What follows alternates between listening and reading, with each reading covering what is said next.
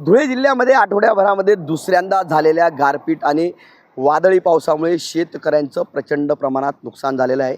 आपण आता आलो आहोत एका कांद्याच्या शेतामध्ये।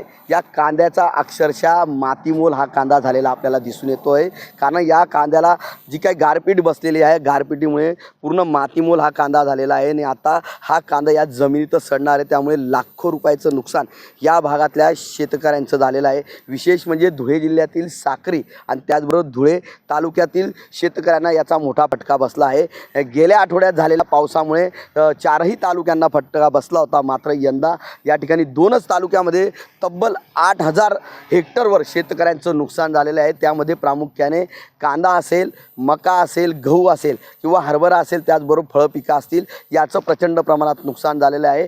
प्रशासनाच्या वतीने आता पंचनामे सुरू करण्यात आले असले तरी गेल्या वेळेच्या पंचनाम्याचे आणि गेल्या वर्षाचे पंचनामे होऊन देखील पैसे भेटत नसल्याने शेतकऱ्यांनी नाराजी व्यक्त केलेली आहे।